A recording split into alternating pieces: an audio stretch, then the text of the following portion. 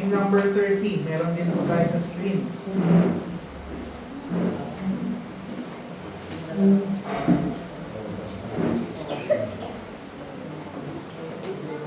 Okay, yung number 30, yan na po ang lahat.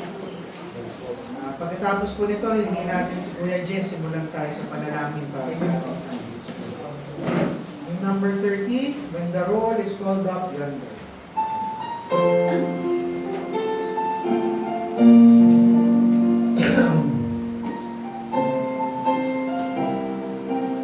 Ready, sing.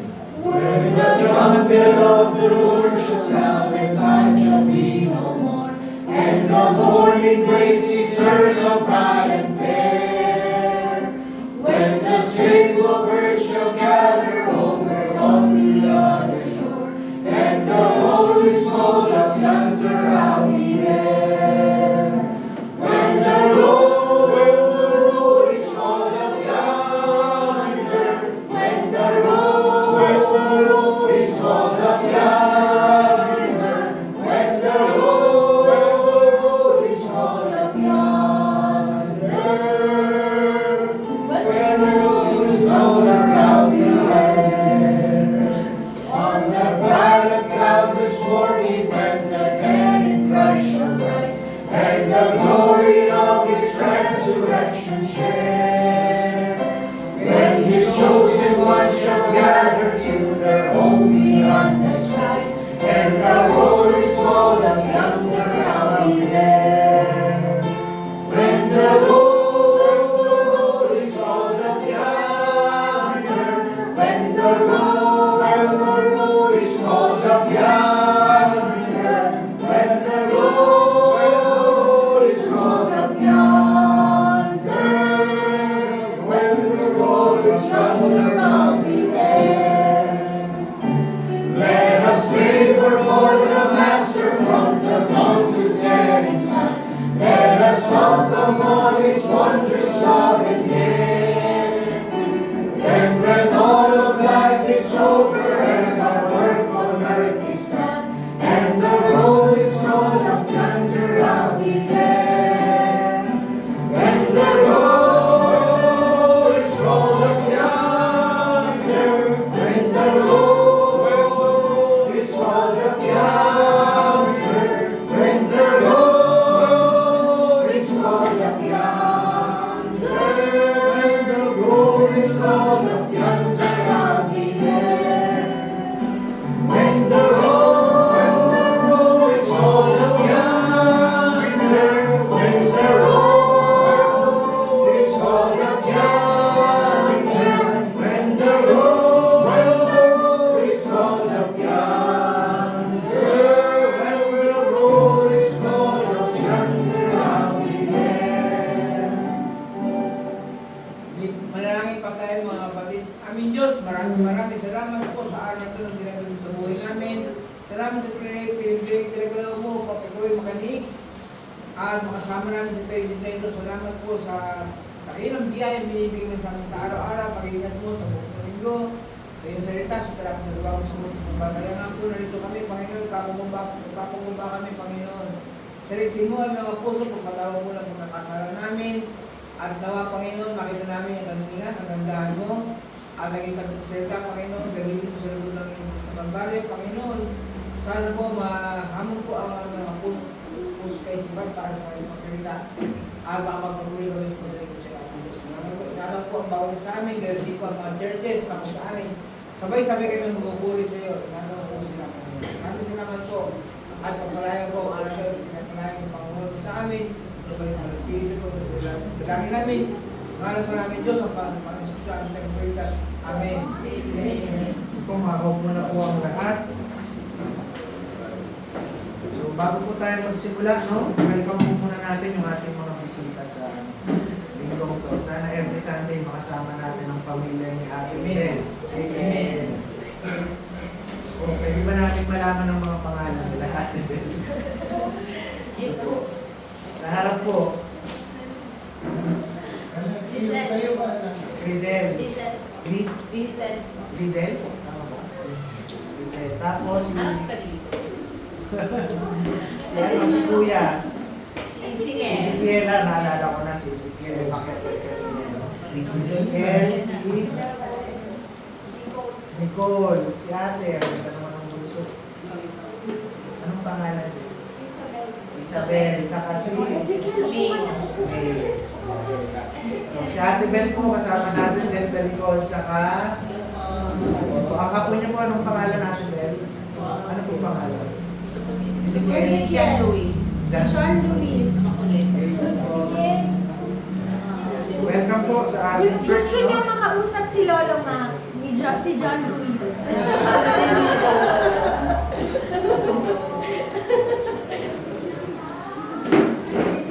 Sige po. Upo lang, upo. Sisimulan na po natin ang ating Sunday School, no? So, itutuloy po natin ang ating serye sa Marks of a True and Healthy Christian. Sige po. Ano na yung mga naaral nating mga marka at patunay na totoo at healthy ang isang Kristiyano? Ezekiel, upo ka muna, anak. Hunger for the word. Una, hunger for the word. Pangalawa, Prayer life. prayer life. Pangatlo, Repentance. repentance and humility. Pang-apat, Love for brethren. love for the church. Pang-lima, may isa pa. Nalimutan tayo.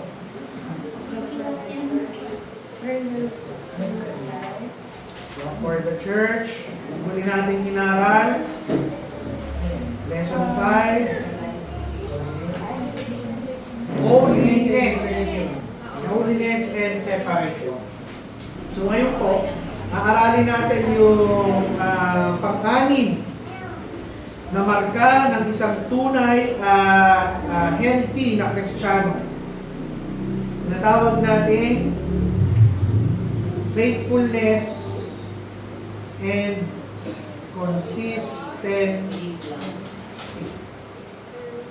Actually, ang ginamit ng salita sa Biblia para sa consistency, hindi talaga consistency. Mas mababaw ang mas mababaw ang salitang consistency. Ang ginamit po sa Biblia ay tinatawag nating Steadfast. steadfast. Steadfastness. Sabi po sa 1 Corinthians 15:58, ito po yung magiging main text natin, no? Pero marami po tayong supporting verses. 1 Corinthians 15:58. Ang sabi po dyan, therefore, my beloved brethren, be ye steadfast, unmovable, always abounding in the work of the Lord, for as much as ye know that your labor is not vain in the Lord. Isa po sa mga pinakamatinding trahedya ng buhay ng isang Kristiyano o mananampalataya ay maraming Kristiyano na nagsisimula ng maayos, mainit, talagang nandun yung puso nila sa ministeryo. Pero nakakalungkot po, marami rin ang hindi nagtatapos ng maayos. Hindi po natin usapan sa pagiging Kristiyano kung gaano na kayo katagal na Kristiyano. Ang pinakamalaking issue po at tanong sa bawat isang mananampalataya na nandito, magtatapos ka bang isang Kristiyano? Marami na kung saan nakaka-experience ng victory sa kanilang Christian life.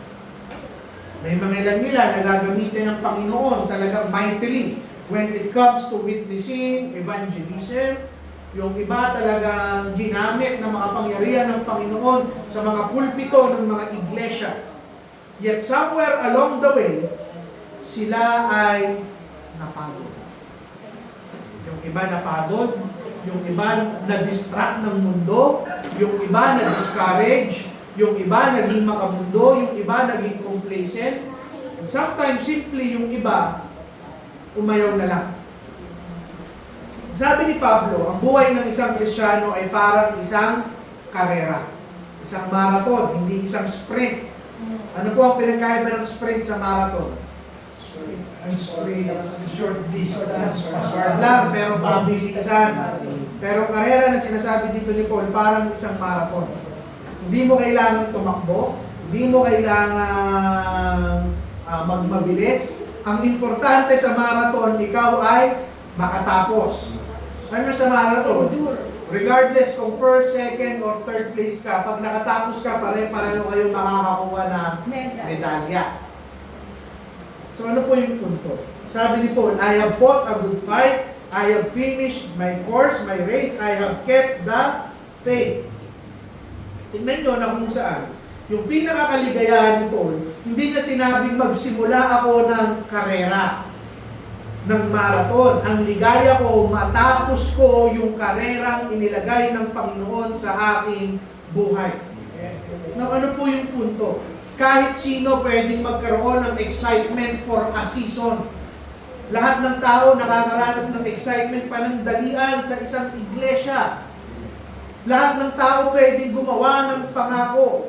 Lahat ng tao kayang maglingkod sa Panginoon kapag okay ang lahat na nangyayari sa kanilang buhay. Pero ang marka ng isang tunay na Kristiyano, ng isang spiritually healthy na Kristiyano, kahit ano yung mangyari, tatapusin niya ang kanyang karera. Amen. Tatapusin niya yung Kristyanismo hanggang siya ay mamatay. Alam niyo po, maraming Kristiyano ang passionate. I have seen preachers and pastors na kung saan napaka-passionate mag-preach. Kaya kong sabihin na dependable sila. Pero dependability depends sa mga oras na kung saan nanghihina sila, nadidistract sila, nadidiscourage sila, kaya pa rin ba nilang maglingkod sa ating Panginoon? Alam mo, very practical itong lesson natin, no? Dahil marka ito ng isang tunay na Kristiyano. Ang tanong para sa atin, sa bawat isa, at i-assess natin ang ating mga sarili, nagpapatuloy ka bang maglingkod sa ating Panginoong Jesucristo kapag gusto mo lang? Kapag feel mo lang? Naglilingkod ka lang ba kapag na-appreciate ka ng mga tao sa loob ng simbahan? Naglilingkod ka lang ba kapag pabor sa'yo ang mga sitwasyon at sirkumstansya? Naglilingkod ka lang ba kapag madali ang buhay mo? Tumitigil ka bang maglingkod kapag pumupunta ka na sa mga panahon na meron kang trials, meron kang problema? Minin man po natin, kahit ang mga iglesia ngayon tumutulad na sa mga mundo. Namumuhay tayo ngayon sa isang henerasyon na ipinagdidiwang yung instant success. Kahit ang mga Kristiyano, ang gusto nila instant result, instant recognition, instant na paglago. Samantalang ang Panginoon, hindi naman siya nagbibigay ng instant sa buhay ng mga Kristiyano. Matagal ang proseso ng sanctification. Matagal ang proseso ng edification. Madalas sa madalas, kumikilos ang Panginoon sa maliliit na bagay sa ating buhay na kung saan tayo ay nagiging matapat.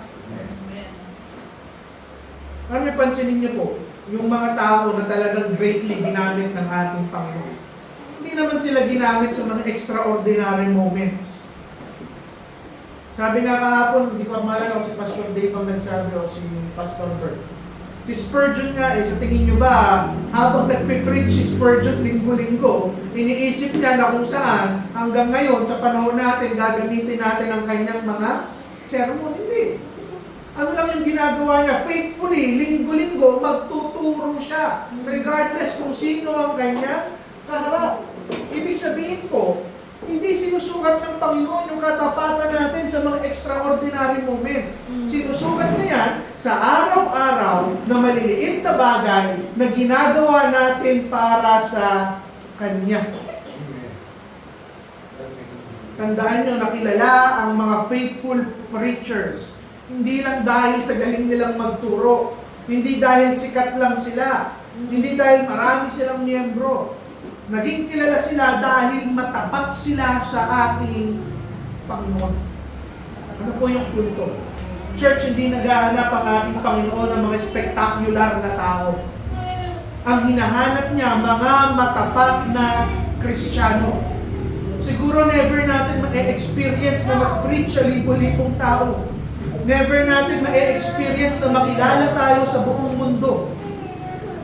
Pero so what? Ang mahalaga, kilala ka ng Panginoon bilang isang matapat na lingkod. Amen. So, kapatid, isa lang yung panawagan sa amin. Maging matapat tayo. Matapat tayo sa pag-aaral ng kanyang salita. Matapat tayo sa pananalangin. Maging matapat tayo sa ating pamilya. Matapat tayo sa pag-attend natin at paglilingkod natin sa ating iglesia. Maging matapat tayo sa pagbibigay, pagbuhat, sa pangangailangan ng ating iglesia. Maging matapat tayo sa pag-witness, sa pag-evangelize. Maging matapat tayo sa paglilingkod. At maging matapat tayo hanggang tawagin na tayo ng Panginoon pabalik sa tunay nating tahanan. Amen. Alam nyo, never sinabi sa Biblia na kapag dating mo sa langit, sasabihin sa iyo ng Panginoon, "Well done, my talented servant. Well done, my greatest servant. Well done, my most successful servant." Ang sasabihin sa iyo ng Panginoon, "Well done, my good and faithful servant." Hindi mo kailangan maging pinakamagaling sa loob ng iglesia, pinakatalentado, hindi. Ang kailangan mo siguradong ikaw yung pinakamatapat sa ating Panginoon. Hindi mo kailangan tumayo sa pulpitong ito para tawagin ikaw ay isang matapat na lingkod. Now, unang punto. A healthy Christian remains steadfast. Pag sinabi po natin steadfast, unmovable. Hindi siya kayang itulak, hindi siya kayang itumba, hindi siya kayang itaboy. Nananatili siya. Ganun ang faithfulness. Ganun ang katapatan sa ating Panginoon. Hindi ka magpapatinag, matatag kang tumatayo sa kung ano yung pinanampalatayaan mo at dito ka maglilingkod. Ito, ano yung punto? If you want to be steadfast, kailangan natin maunawaan that faithfulness is built upon conviction.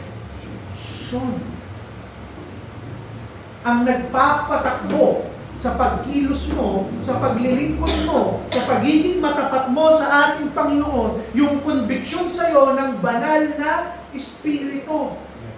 Kaya hindi nagtatagal sa ministeryo ang mga false converts. Bakit? Dahil wala sa kanila ang conviction ng banal na Espiritu. Ano yung punto? Yung mga tao at mga Kristiyano na namumuhay sa pamamagitan ng kanilang emosyon, madalas hindi sila nagiging faithful.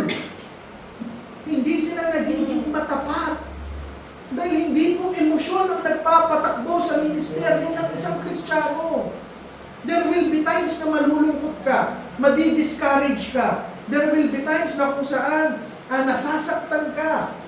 Kung emosyon ang pinapagana ng isang Kristiyano, bibitaw siya sa kanyang pananampalataya, sa kanyang paglilingkod. Tandaan mo, conviction ng banal na Espiritu ang nagpapatakbo sa atin. Magbabago ang emosyon, magbabago ang sirkumstansya, magbabago ang opinyon ng tao, pero yung biblical conviction na ibinibigay ng banal na Espiritu, mananatili yan. Amen. Dahil ang matitinong Kristiyano, ang healthy na Kristiyano, nakaangkla ang buhay nila sa katotohanan ng salita ng ating Panginoon. Diba anong sabi sa kanta? I shall not be moved like a tree planted by the waters. Alam niyo kung bakit ganun yung illustration? Na kahit gaano kalakas, yung agos ng ilog, nakaangkla yung ugat niya doon sa rock, doon sa bato, sa Panginoong Jesucristo, kaya hindi siya tutumba kahit ano ang agos ng mundo. Ngayon ko lang nagets yung ginaganta natin, I shall not be moved. No, ano yung punto? Marami pong Kristiyano ang matapat lang kapag komportable ang kanilang buhay. They will attend faithfully kapag libre ang kanilang schedule. Maglilingkod sila ng matapat kapag na-appreciate sila ng pastor o ng mga tao sa loob ng iglesia. Nananalangin lang sila kapag dinidinig ng Panginoon ang kanilang panalangin. Pero yung maturity ng ating mga kaluluwa, maipapakita yan sa katapatan natin regardless ng kahit anong nangyayari sa ating buhay. Tanungin natin ngayon ang ating mga sarili. Kung bukas, paghirapin tayong lahat ng Panginoon, gutumin tayong lahat ng ating Panginoon, magkasakit tayong lahat, magbabago ba ang commitment natin sa ating Panginoong Jesucristo? Magbabago ba ang paglilingkod natin para sa Kanya? Pangalawa, tandaan natin na ang katapatan, ang faithfulness, it requires stability. Pag sinabi po natin steadfast, hindi matitinag, hindi ka lang matatag, stable ka.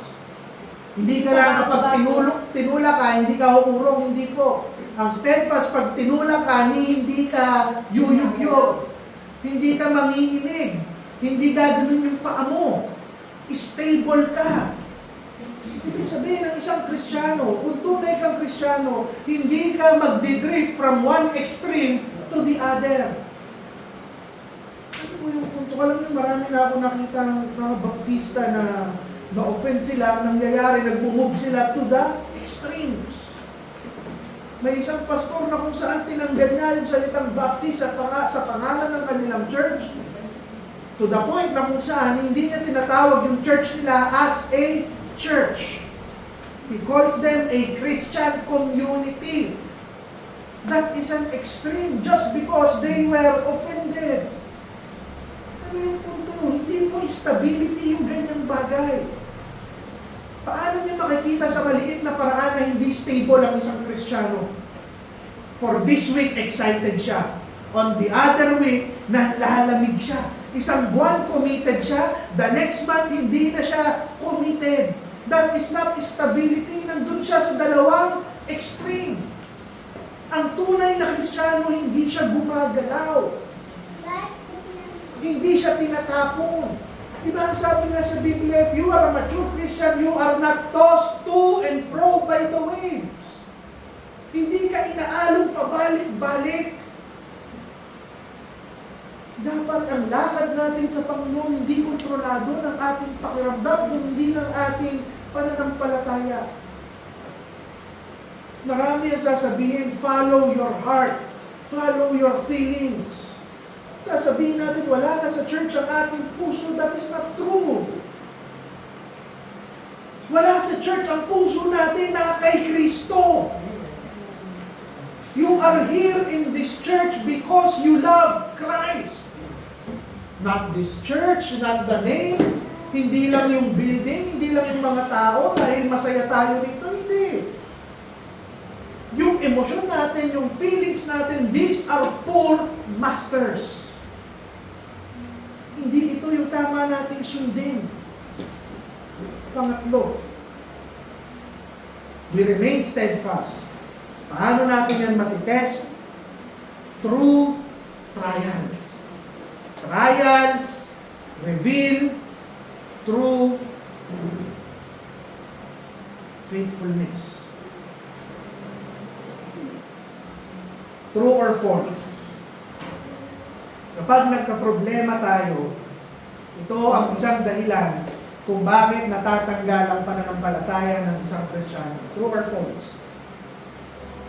Pag nagkakaproblema. Pag nagkaka-problema tayo, pag may mga bagyo ng buhay natin, ito ang dahilan, isa sa mga dahilan kung bakit nawawala ng pananampalataya ng isang Kristiyano. True or false? Sige po, taas na lang kamay. Sino nagkasabi ng true? Sometimes, ibig sabihin true. O taas kamay lahat ng true. True. Taas kamay. Sino nagkasabi lahat ng false? Yung mga hindi nagtaas. Si Kuya Jess, nagsabi ng false ha. Isa lang nakita kong Ako false. sometimes, so nasa gitna. True or false? Walang nasa gitna. Maybe. Sige po, tanongin natin yung mga nagsabi ng true. Bakit nyo nasabing sometimes or true? Na trials, problema ang nagtatanggal minsan ng pananampalataya ng isang Kristiyano. Actually, hindi tanggal, Pastor. Sabi mo kasi doon reveal. Minsan kasi, sa ginagamit ng Panginoon yung trials para mapakita ng isang Kristiyano kung totoo ba siyang Kristiyano or hindi. True or false? Ano ang sagot mo?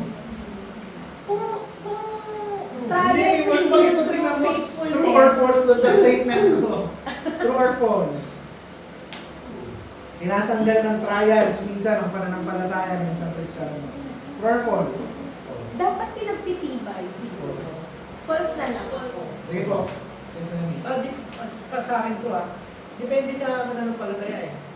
Sa isang mature na Christian, perhaps May perhaps. Para sigurado po ang sagot. Pagdating ng mga trials o circumstances o ano mang sitwasyon, kahit anong maturity ng isang Kristiyano, there are times na alam naman natin ng aksidente sa mundo, lahat ng mga nangyayari sa atin, whether it's negative or positive. Ang Diyos, alam niya yan, pinapahintulot niya yan para maging lesson sa atin, para maging pagpapalo sa atin. Pero pag talagang mo, Kristiyano ka, meron talagang, ikaw mismo, kita mo kung binago ka, inayos ka ng Panginoon eh. Hindi na kailangan masilip ng ibang tao. Later na lang yun. Pero ikaw, nakikita mo yung pag-iibig ng Panginoon sa'yo, na matatag ka. So whatever circumstances or situation arises in your midst, matatag ka. Pero it doesn't mean perfect ka. Kasi ano ka eh. You're not perfect. There are times na, kasi when you shoot an arrow, di ba? Ganyan, hindi naman talaga. Ganyan eh. Yun na sa akin. Mahaba, sensya kayo, Pastor. Okay po. Sige po. Si Lolo Mac, tingnan natin ang kasi wisdom ng ating mga kapatid. Trials, ang sabi niya, apoy na mag-purify Amen. ng ating faithfulness. Anong point po? During trials, medyo similar din kapatid. Hindi lahat ng trials natin napapagtagumpayan natin. But trials are blessings coming from the Lord. Ngayon, pag naging gano'n ang ating pagtanggap sa trials, then true faithfulness will be revealed sa atin. Okay. Kuya Jess lang na nag-false. Hindi ano po eh. False na rin to sa atin. Napaka-supportive na asawa. Wala po talaga, ikisto ka. Talagang tsaka mo talaga, kaya ang Panginoon, magkaroon ka ng bagong pagkatao. So yung mga trials na dadalhin sa'yo, o papahintulot na ng Panginoon, doon ko pa rin sa kaya hindi ako naniniwala na yung mga trial na kung saan ay nalilin yung sa pagiging faithful mo, hindi po Kristiyano ko talaga, Kristiyano ka, doon ka lang. Okay, papaliwanag ko po yung tanong. Ang sabi ko kanina, yung trials ang nagiging dahilan na pro-produce ng o nagtatanggal ng faithfulness sa atin. Ang sagot ko ay false. Bakit? Hindi po tinatanggal ng trials ang pananampalataya. It reveals kung meron ka talagang pananampalataya. Ipinapakita niya kung meron kang pananampalataya. Na ano po yung punto ko kung bakit ko yun tinanong sa inyo. Dahil marami ang nagsasabi, umalis ako kasi ganito. Ayoko na sa Panginoon kasi ganito yung nangyari sa akin. Hindi.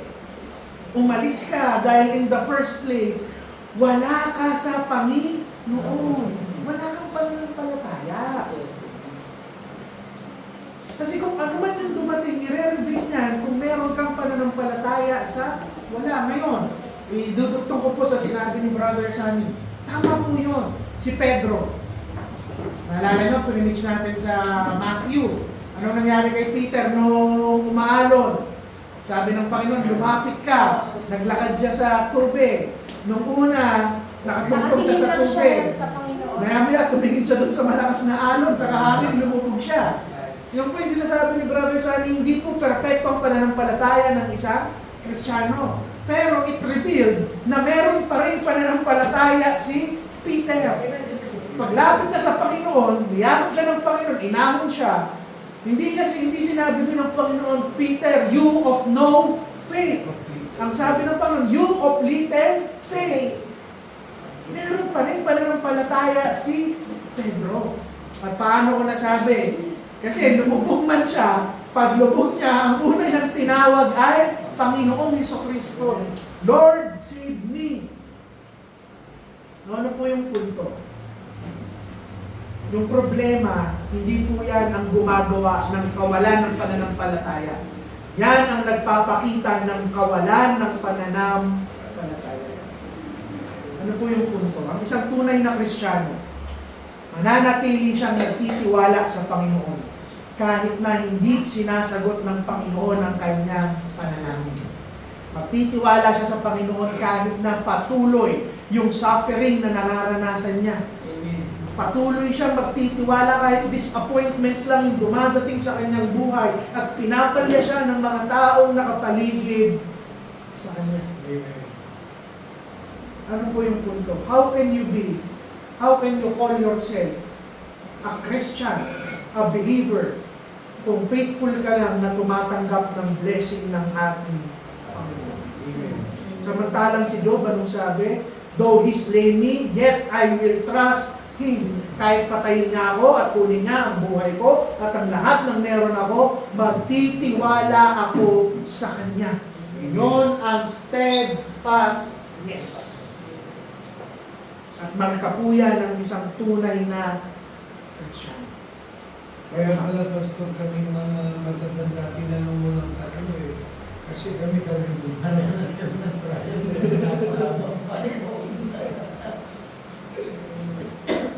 Okay ha, nakasagot na po yung third row ha. So next row na po tayo, mga babae naman sa tatanungin ito. Okay? Pangalawa po, ang isang healthy na Kristiyano. Kasi itong steadfastness, nag-focus tayo sa mga mapapait na bagay na nararanasan natin. Pero po ang tunay na Kristiyano, yung katapatan niya, ito po yung sinabi ko kanina sa introduction. Hindi mo yan makikita sa malalaking bagay. Yes. Alam mo naman madaling maging Kristiyano sa malalaking bagay.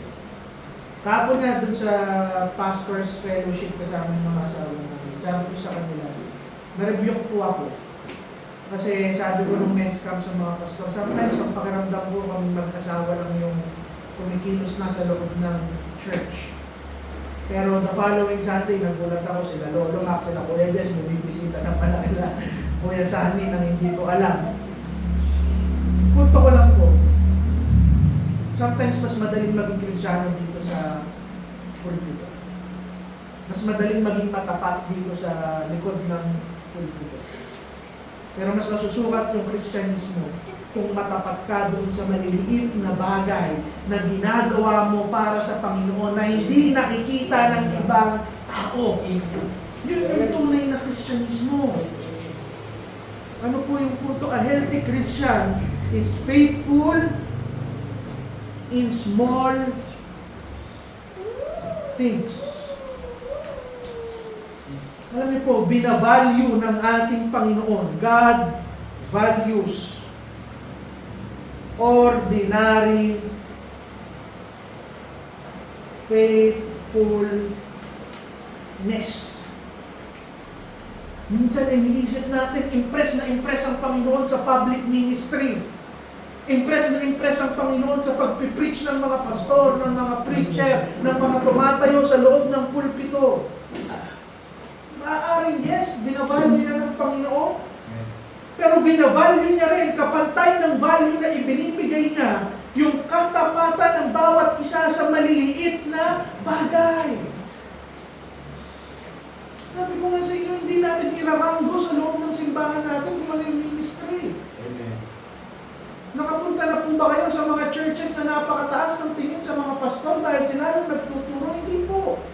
Yung paglilingkod ng mga pastor sa pagtuturo nila, kapantayan ng paglilinis ng mga miyembro sa loob ng iglesia. Amen. Paglulutos para sa iglesia, pagwawalis, pag-iimbita, pag-iikot, pag-i-encourage, pananalangin, pare-pareho yan sa harap ng ating Panginoon. Amen.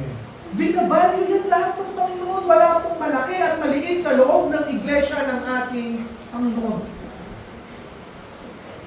Yung ordinaryong katapatan na ginagawa nyo. Sabi ko sa mga pastor kahapon, baka magulat tayo mga pastor. Hindi natin nakikita yung value na ginagawa ng ating kapatid. Baka magulat tayo. Pagdating sa langit, mas marami pa silang corona kaysa sa atin.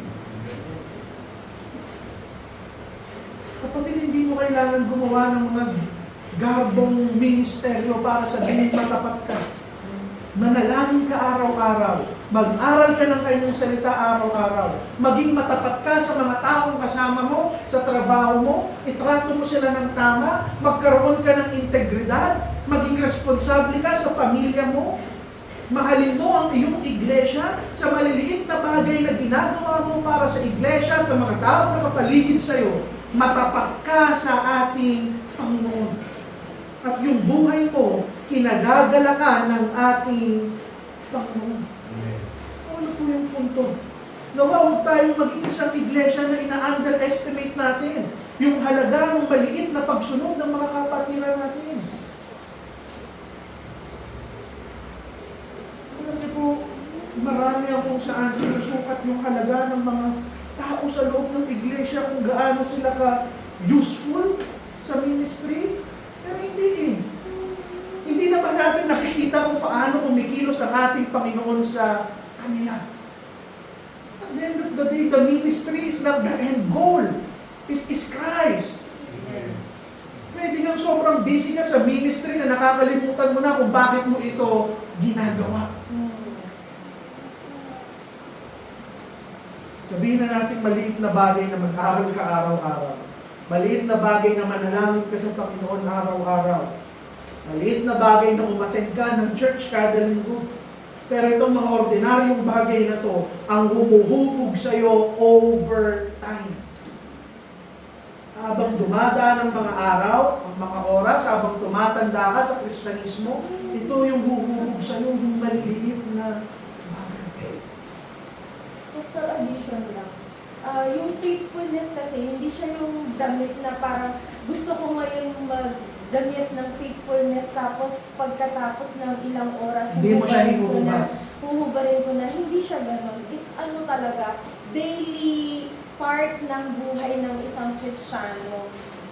Challenge to sa atin na sa maliliit na bagay, for example, hindi naman tayo, wala tayo sa chapel, hindi Sunday ngayon, pero from Monday to Saturday, gaano mo pinapakita sa Panginoon yung faithfulness mo sa Kanya. And at the end of the day, kayo lang ng Panginoon, it's between you and God. Siya lang nakakakita noon, hindi mo naman kailangan ipagmalaki yung faithfulness na meron ka. So, it's between you and God. At the end of the day, sa Kanya ka rin talaga sasamba. Sa Kanya ka rin, para sa Kanya yung ginagawa mo. Yung nagdagan ko lang para mas matalino yung point dito. Yung faithfulness, hindi lang yan sa pagiging active mo inside the church. Mamaya po, may next point tayo. Pero sige, baka matumbok na doon na yung susunod. Yun na nga. In so many little ways yung sinasabi ng mga pastor. Halimbawa, every time tayo mga Kristiyano, nagpe-pray tayo bago kumain. Naaalala ba natin ipag-pray yung mga nagugutom sa kalsada pinabayaan ng isunan? Naaalala ba natin na Ama, sana makarating yung ganitong biyaya sa dumaranas ng kalamidad.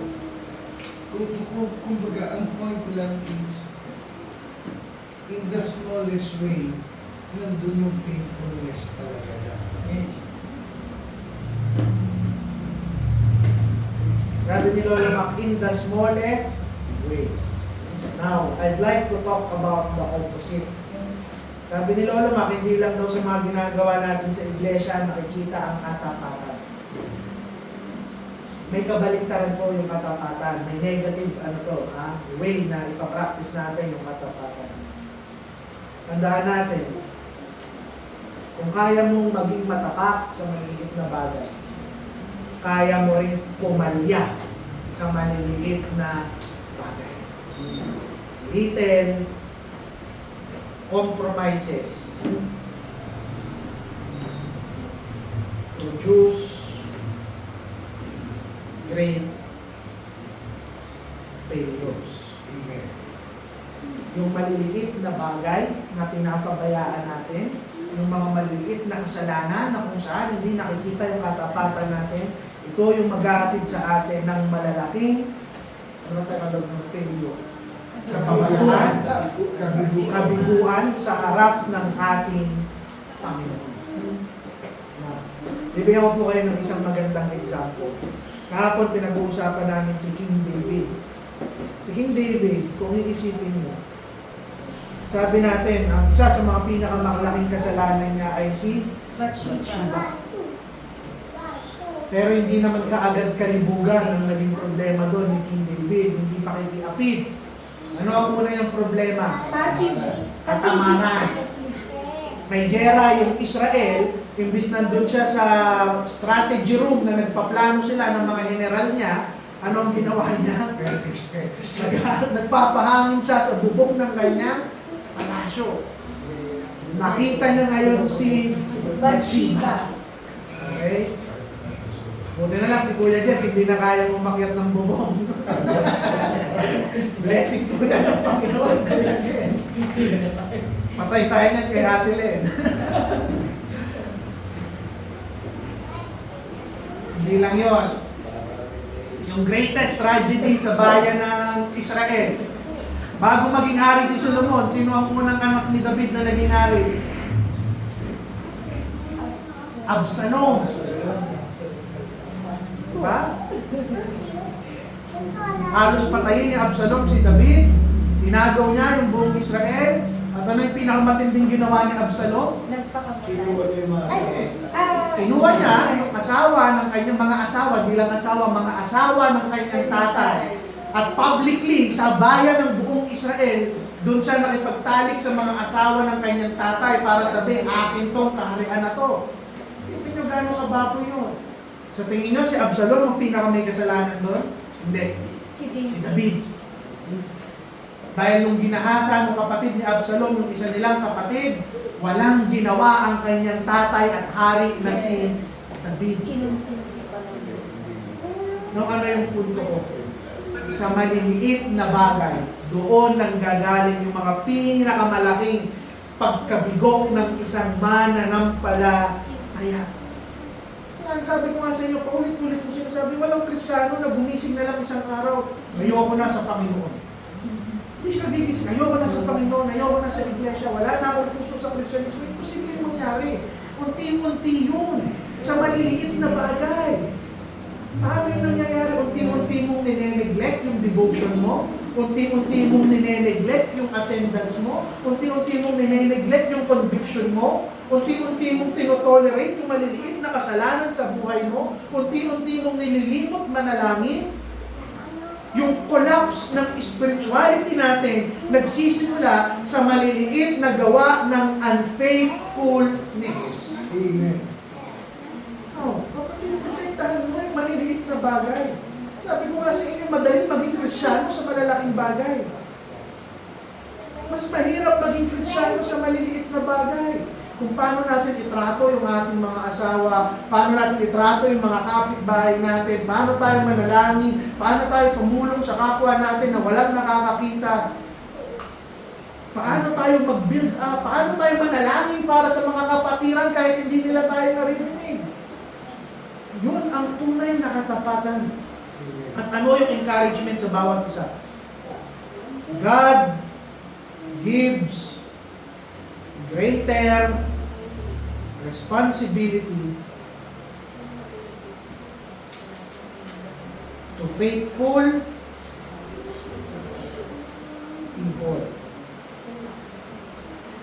Throughout the scripture, sino yung mga taong ginagamit ng ating mga Panginoon?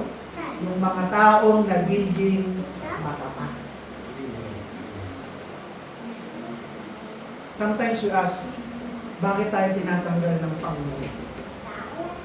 The answer might be very simple. Baka nung mga panahon, binibigyan tayo ng Panginoon. Hindi tayo nagiging matapat sa Kanya.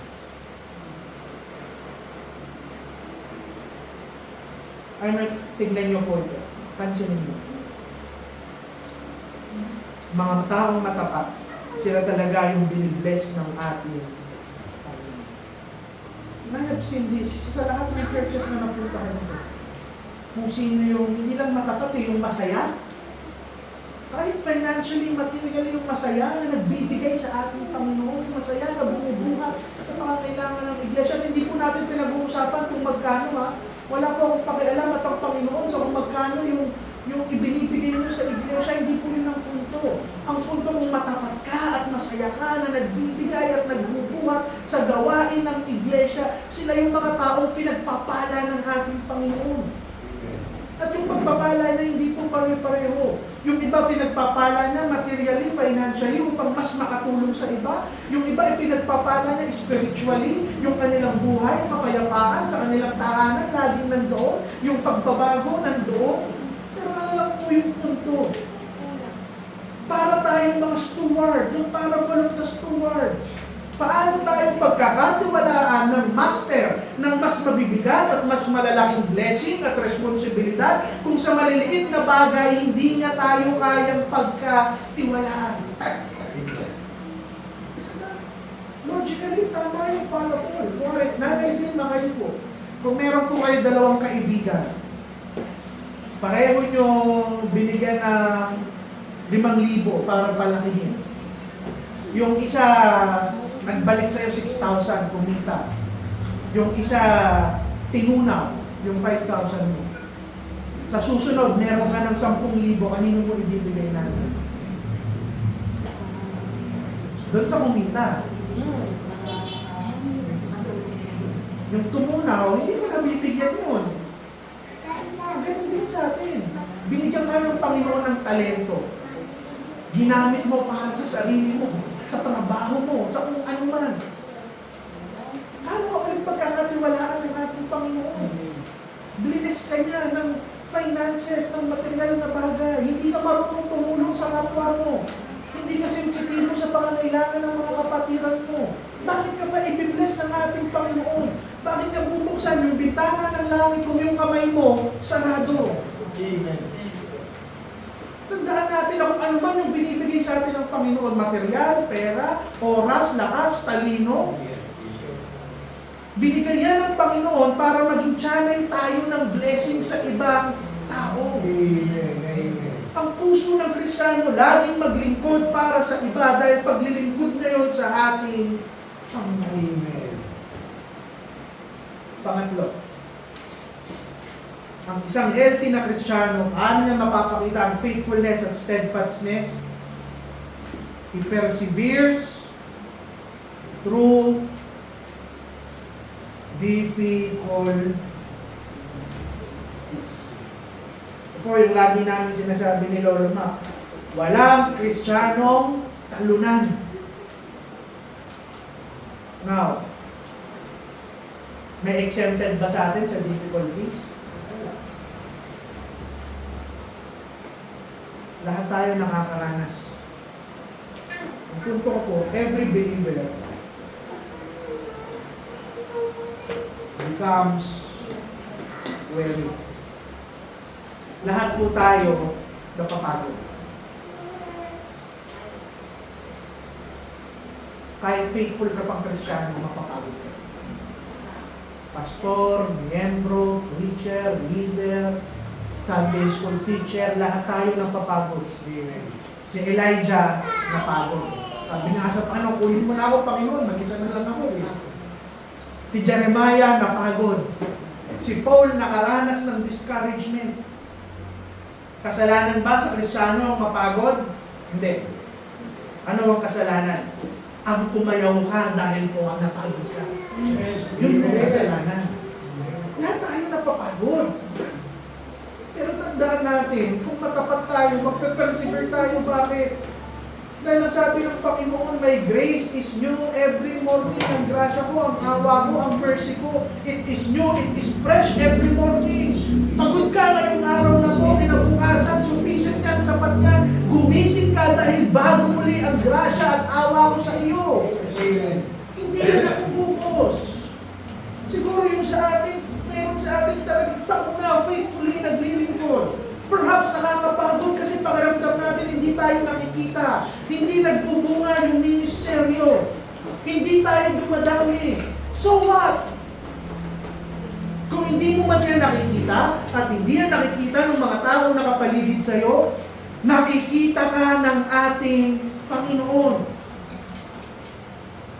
Sabi ko nga kahapon sa mga pastor na sinahangaan ko ngayon yung mga Kristiyano na naglilingkod in the shadows. Hindi dito sa harap, hindi dito sa pulpito, in the shadows. Kasi sila yung mga tunay na matapat. Na kahit walang nakakakita sa kanila, unawa nilang kita sila ng ating Panginoon. Amen. Ano ba? Our faith is tested during discouragement. Sorry po, pangit po talaga ako magsulat sa mga bisita, baka hindi niyo po nababasa. Faith is tested during discouragement. Sabi ko nga kanina, kahit sino kaya maglingkod habang pinapapurihan siya, habang pinapansin siya. Pero kaya mo bang maglingkod kapag hindi ka na nakikita? Wala nang nagpapasalamat sa'yo? Maliit na yung resulta ng paglilingkod mo? God sees every act of obedience. Kung gusto natin maging matapat, tandaan natin na kung saan Diyos lang ang ating pinaglilingkod. Amen. Nakita nyo ano yung ano natin sa church, ano yung bukang bibig natin. Kapag may tinulungan tayo at may nagpasalamat, ang nilagi natin lahat sinasabi, sa Diyos lang ang pasalamat. Salamat. Diba? Kung tutulungan kayo ni Pastor, ni Lolo Mac, ni Kuya Sally, Kuya Jess, ni Nanay Vilma, huwag kayo sa amin magpasalamat. Sa Diyos lang ang pasalamat. Pangatlo. Alam niyo kung bakit tayo magpapagal at magpapersevere? Because someday, God rewards the faithful. Pagdating sa langit. Huwag na tayong ditong kumuha ng ng dangal. Ano po, ito, to be honest, hindi na ako mahiya sa inyo bilang pastor. Ngayong nagmamature ako, minsan naiisip ko, sayang yung mga panahon ng kabataan ko na nagpipreach ako. Kasi deep inside, alam kong wala akong makukuha ang corona para doon. Bakit? Dahil yung kabataan ko, pumapalakpak yung tenga ko kapag may naririnig ako. Ang ganda ng preaching. Sayang. Sabi ko sa Panginoon, saka ngayon sa sarili ko, sayang. Wala akong matatanggap na corona sa mga ginawa ko noon. Bakit? Kasi kinuha ko na yung glory dito sa lupa. Sayang eh. Ngayon ang sinasabi ko sa asawa ko, ewan ko sa'yo, basta ako gusto ko makakuha ng corona sa langit. Sabi kasi ng asawa ko, masaya na daw siya na basta mapunta siya sa langit. Sabi ko, masaya rin naman ako. Pero gusto ko talaga makakuha ng corona sa langit. Hindi para magyabang sa Panginoon o sa mga tao makakita sa akin. Kung hindi para maisip ko at mapatunayan ko sa sarili ko na talagang nabuhay ako para sa Panginoon at hindi sa aking sarili. Amen. Amen. Ako, Pastor, addition lang. Ay, yung pananampalataya natin, lagi natin tatandaan, hindi kasi yan sa atin.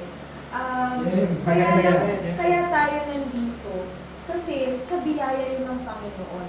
Yung faith na meron tayo ngayon, pasasalamat yun sa Panginoon. Kasi kaya ka naglilingkod sa Kanya, kaya ka nag-persevere, kaya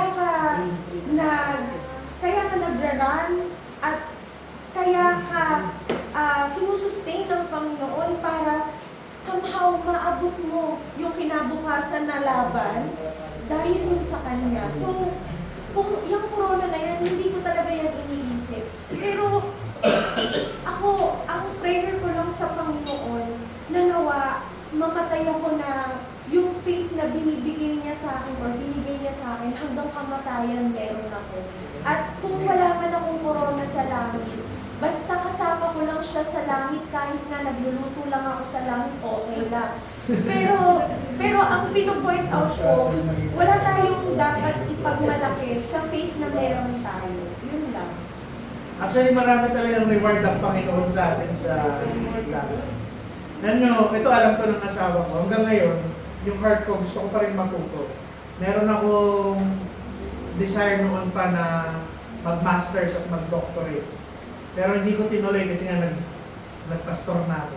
Pero lagi ko sinasabi sa asawa ko, okay lang. Kasi pagdating sa langit, ituturo yan sa akin lahat ng Panginoon. Yung eternidad na yun, napakahaba. Ako tatanungin ko sa Panginoon, paano niya kinumpute yung gravity, paano niya kinumpute yung physics, yung lahat ng gusto kong matutunan sa mundong to. May eternidad naman ako para matutunan sa langit. So ano lang yung punto ko? Mamaya sasabihin ko yung doktrina na sinasabi ni Lori na sa Panginoon galing yung pananampalataya at sa yung dahilan ng ating pagpe-persevere. Lahat ng gagawin mo sa Panginoon, para sa Panginoon, walang tapon. Amen. Walang sasasaya. Yes, amen. Kaya nga sabi natin, kahit yung pagtatrabaho mo, sekular para sa pamilya mo, gawin mo para sa Panginoon. Alam niyo po dati, at sigurado alam niyo naman yung background ko. Nagtatrabaho ako kasi may gusto akong patunayan. Alam niyo ng asawa ko. Gusto kong umakyat doon sa ladder ng corporate. Gusto kong may mapatunayan sa sarili ko. Pero kahit hindi po ako nagtatrabaho na lang ako para sa pamilya at para sa iglesia. Kasi kahit yung mga sekular na bagay na ginagawa natin, pwede mo yan gawin para sa Panginoon. Pwede kang mag-invest sa langit. Now, kung bakit man tayo magpe-persevere, sabi ni Lori, yung faithfulness na yan, yung steadfastness na yan, yung perseverance na yan galing sa Panginoon. Alam niyo kung bakit? Yung perseverance, ang Tagalog po ng perseverance, pagpapagal. Ang perseverance, nanggagaling yan sa letter P din. Preservation. Nagpe-persevere ka dahil pre-preserve ka ng ating Panginoon. Now, ano po yung punto? Hindi mo kailangang pilitin ng isang taong magpagal para sa Panginoon.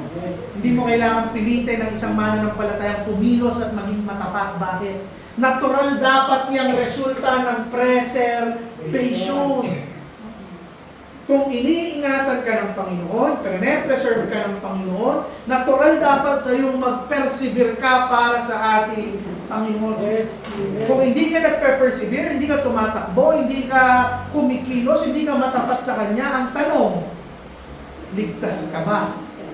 Kasi ang lahat ng ligtas, pine-preserve ng ating Panginoon. Amen.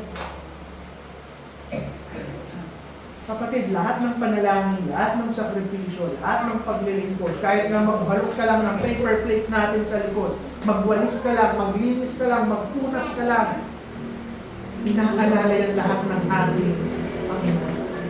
At iniibig ka ng Panginoon dahil Amen. Pang-apat. Ito po yung pinaka-importante pagdating sa faithfulness. Ang isang healthy Kristiyano, he finishes Amen. At marami pong marami pong karera. Wala pong klase ng, maraming pwedeng mangyari sa loob ng karera ng isang Kristiyano. May ibang Kristiyano, napakalakas ng takbo, napakabilis ng takbo, pero malapit na sa finish line, babagsak. Meron naman, mabagal ang takbo, mabagal ang lago, mabagal ang lakad, pero nakakatapos. Meron naman, Kristiyano, tumatakbo siya, madadapa siya ng matagal, pero babangon siya at tatapusin niya ang kanyang ano po yung punto? Hindi po natin pag-uusapan. Iba-iba tayo ng pinagdanasan. Yung iba steady, yung iba nawala, yung iba bumalik, yung iba hindi na talaga bumalik. Hindi natin pag-uusapan kung ano yung dinanas natin sa karera. Pag-uusapan natin, tatapos ka ba ng iyong karera? Hindi po kayo just nagtatas po lang naman. Ano po, tanong ko na po sa perseverance po. Paano po yung hindi po sa kind of gathering? Kasi sabi, wala kang ginawang perseverance eh.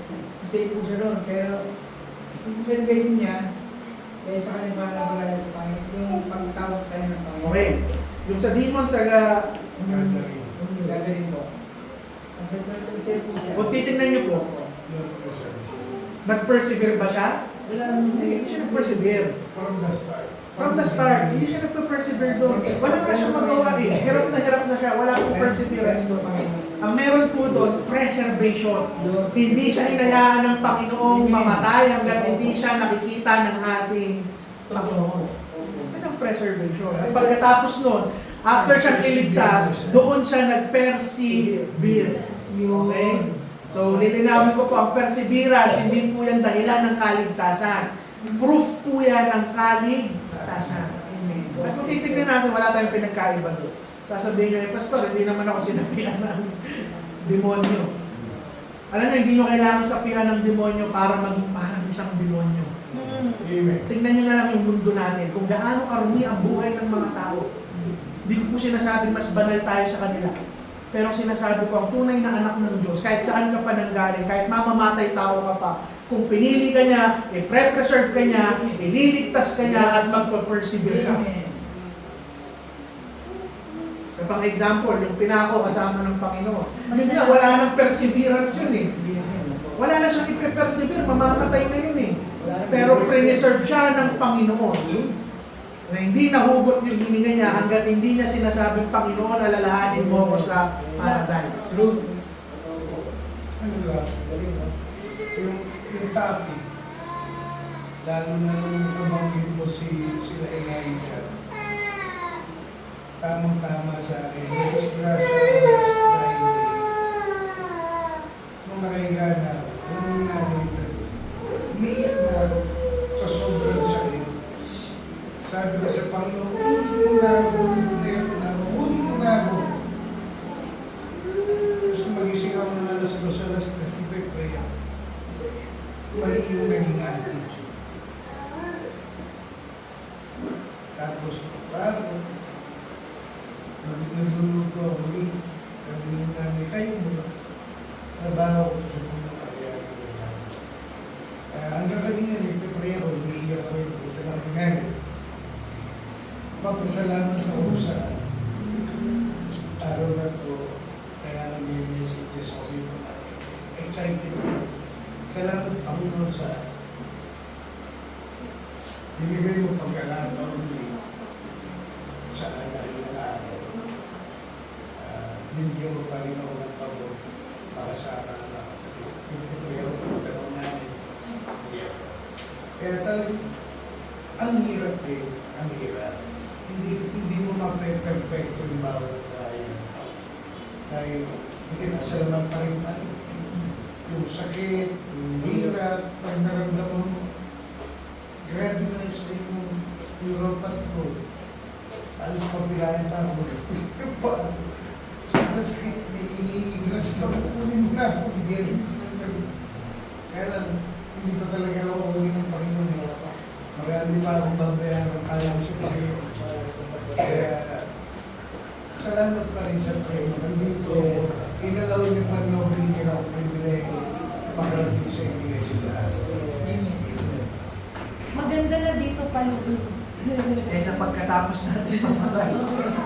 Dito na lang ang Dito payo. na lang. Mga kapatid, we have to finish well. Sabi ko nga sa inyo, sa iglesia nito,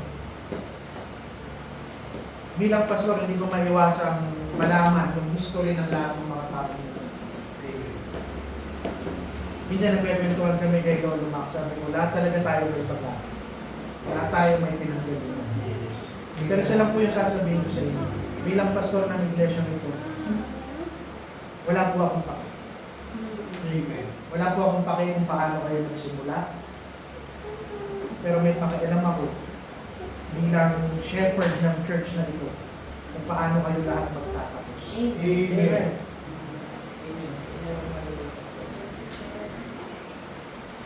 Kung ano man yung meron tayong immoralidad, kasamaan, lahat ng mga bagay na ginawa natin, hindi yun yung mahalaga sa ating Panginoon.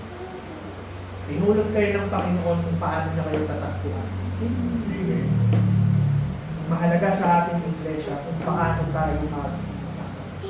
Amen. In the first place, ang dami namang nagsimula na napaka-init eh. Ang dami na nagsimula na napakagaling, napakabuti, napaka-passionate, tinitingala ng napakaraming tao. Pero hindi sila nagtapos ng maayos. Sayang yung dekada. Sayang yung ilang taon. Kapatid, pag namatay tayong lahat, hindi naman titingnan ng mga tao paano tayo nagsimula.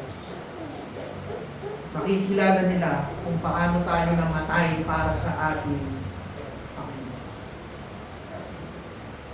At habang tumatanda kayo sa Kristyanismo, isa lang yung hiling ko. Maging matapat tayo. Ulitin ko, hindi sa malalaking bagay. Maging matapat ka sa maliliit na bagay. Sa pagpapakumbaba mo sa mga tao sa araw-araw, sa pananalangin mo sa Panginoon, yung saya na hindi mananakaw ng problema at ng mundo, yung pagpapasalamat mo sa Panginoon sa lahat ng nangyayari sa buhay mo, maganda man o masama, yung pagiging gracious mo sa mga kapatiran mo at higit sa lahat, yung unti-unti mong nararamdaman na nagiging kamukha ka ng ating Panginoon. And if we all want to finish well, keep your eyes on Christ. Amen. Kapatid, madadapa ka kung may pastor na nakatingin. Madadapa ka kung sa iglesia ka nakatingin. Madadapa ka kung sa mga kapatiran mo na sakit sa'yo. Ikaw nakatingin, hindi. Sabi sa Hebrews, looking unto Jesus. Diba? Author. Pero pinakamaganda, hindi lang author, finisher. Why we finish well? Because Christ will finish. Hindi siya titigil hanggang hindi na tayo lumulubog.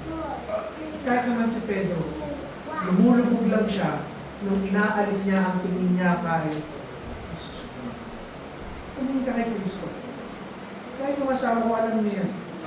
Kung sa akin siya titingin, alam mo hindi po ganun kabait si Pastor. Marami po akong gaspak ng ugali na hindi nyo nakikita sa iglesia nito. Amen. Marami po. Ayan. Nakikita yun ng asawa ko. Sa mga susunod na panahon, makikita ni Ate Bel sa bahay namin. Marami pong magaspang na ugali si Pastor. Hindi po siya perfecto. At hindi rin kayo perfecto. Eh kung sa inyo ako nakatingin, baka hindi pa nag-iisang taon ng church natin. Nag-resign na ako. Pero hindi eh. Lahat tayo kay Kristo the believer who keeps looking to Christ, nakikita niya yung grasya, natutulak sa kanyang magpatuloy sa araw. At ang sabi ko sa inyo, this is a marathon. Anong ibig sabihin ng isang marathon? Walang first place, walang second place, walang third place. Hindi po tayo magkakompetensya sa karera ng Kristyanismo. Huwag tayong tumulad sa iba na mas magaling ako sa'yo, mas banal ako sa'yo. Hindi. Kung may nadapa tayong kapatid, marathon to, buhatin natin. Sabay tayong umilo, sabay tayong maglakad, sabay tayong bumuhat para pare-pareho tayong makarating hanggang dulo.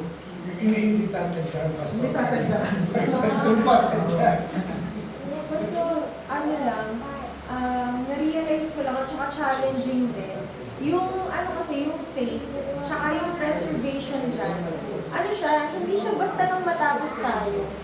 Diba? Kailangan may sanctification na nangyayari.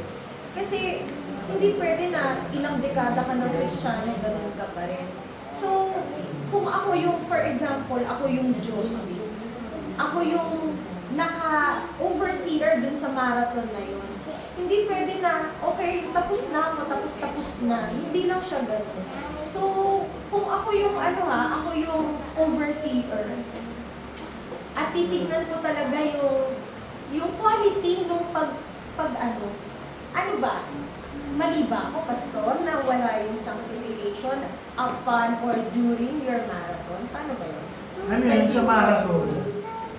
Hindi ka tatapos kung hindi ka binabago ng ating Panginoon. Hindi ka tatapos. Naakibat niya talaga yung... Nandun yung proseso. Ang sinasabi dito, actually, ang context kasi ng marathon dito, yung pagtapos natin. Dahil doon tayo nakafocus. Pero hindi ka tatapos kung hindi ka sinasanctify ng ating tapos na natin. Ano po yung punto? Sabi ko marathon ko, yung iba mabilis tumakbo. Yung iba hinihiyawan ng mga tao kasi ang galing nilang tumakbo. But your calling is not to outshine other Christians, but to finish. It's not for you to build your image. No. Your calling is to remain faithful dun sa Diyos na nag-aantay sa'yo sa flesh. So sabi natin, bilang pagtatapos, faithfulness is a mark of a true and healthy Christian. Amen. Yung talento mo pwedeng makakuha ng atensyon, yung abilidad mo pwedeng magbukas ng mga pintuan sa mundong to, yung personality mo pwedeng mag-impress ng tao. Amen. Pero katapatan mo lang ang makakapagpasaya sa ating Panginoon. Dito po muna natin tatapusin ang ating lesson. Sige po, meron po bang insight? Last one po, kasi overtime na tayo. Wala na po. Kung wala na, ang susunod natin na aralin, spiritual control and discipline. Hindi po self-control, wala tayong self-control. Spiritual control and 6 na po, Pastor, diba? lesson 6 na po ito. Lesson 7 na tayo. Okay? Kung wala na pong tanong, let us pray. Lord, salamat po sa natapos naming discussion, sa wisdom at insights ng aming mga kapatid. Mga Panginoon ay nadala kayo sa aming pag-aaral na maisabuhay ito ng bawat isang Panginoon. Maging matapat kami sa maliliit na bagay. Salamat po sa mga bisita na nakasama namin sa linggong ito. Patawad po sa aming mga kasalanan ng Panginoon. Binabalik namin sa iyo lahat ng papuri at pasasalamat. In Jesus' name we pray. Amen. Sige po, 2 minutes break po tayo. Tapos Ano mag-start po po yung perseverance of our faith? Kasi ang test title na. faithfulness and steadfastness. Okay. Sige po, hihina po yung mga gustong humihingi. May tubig po tayo sa likod sa mga gustong humingi.